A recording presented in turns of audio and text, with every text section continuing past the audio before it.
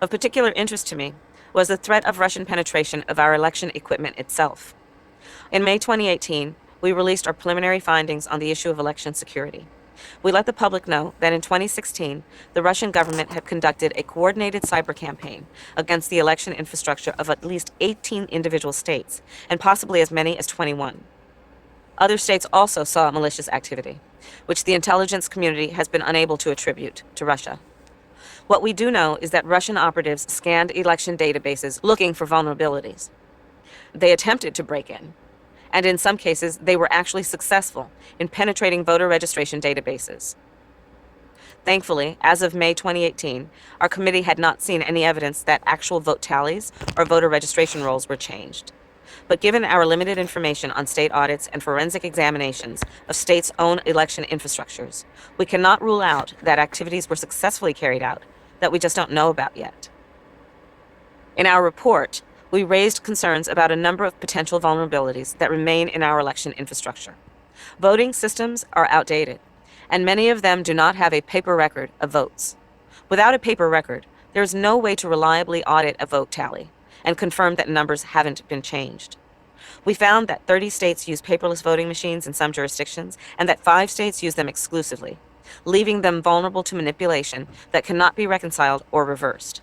We also found that many of our election systems are connected to the internet, leaving them open to hacking.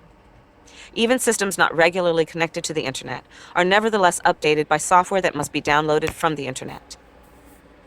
It's misleading to suggest that impenetrable cybersecurity is possible. Our focus must be on defending against, detecting, deterring, managing, and mitigating any effort to do us harm. There's a grim joke. What's the difference between being hacked and not being hacked? Knowing you've been hacked. The truth hurts, but we simply cannot afford to be naive. To help members of Congress and their staff understand the nature of the risk, I invited a computer science and engineering professor from the University of Michigan to visit the Capitol and demonstrate the ease with which a hacker could change an election's outcome. We gathered in a room in the Capitol Visitor Center, where the professor had set up a paperless voting machine used in numerous states, including swing states like Florida, Pennsylvania, and Virginia. 4 senators participated: Senators Lankford, Richard Burr, Claire McCaskill, and me. And the room was filled with staffers who had come to better understand the process. The professor simulated a vote for president where we were given a choice between George Washington and the infamous Revolutionary War traitor, Benedict Arnold. As you might imagine, all 4 of us voted for George Washington. But when the result came back, Benedict Arnold had prevailed. The professor had used malicious code to hack the software of the voting machine in a way that assured Arnold's victory, no matter how the 4 of us had voted. He told us that the machine was very easily hacked, enough so that in a demonstration elsewhere, he turned one into a video game console and played Pac-Man on it. Can you imagine? America's electoral infrastructure consists of outdated machines and local officials who often have little or no cyber threat training. When you consider how many major corporations have experienced data breaches, despite having invested in the best cybersecurity money can buy, our vulnerability becomes all the more stark. Some might think it is alarmist to be talking this way, but I think we should be preparing to defend against the worst-case scenario, that foreign actors will target these outmoded machines and manipulate vote tallies. Given Russia's unprecedented effort to undermine confidence in our election system while attempting to interfere with the outcome of a presidential election, there is no question that the Kremlin is emboldened, along with other state and non-state actors, to try again.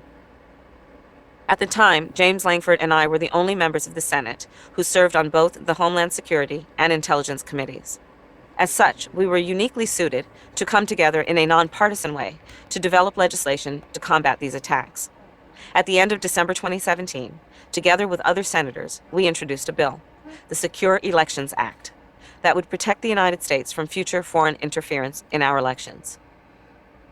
The legislation, which grew out of hearings and testimony in front of both the Homeland Security and Intelligence Committees, would improve cybersecurity information sharing between federal and state agencies.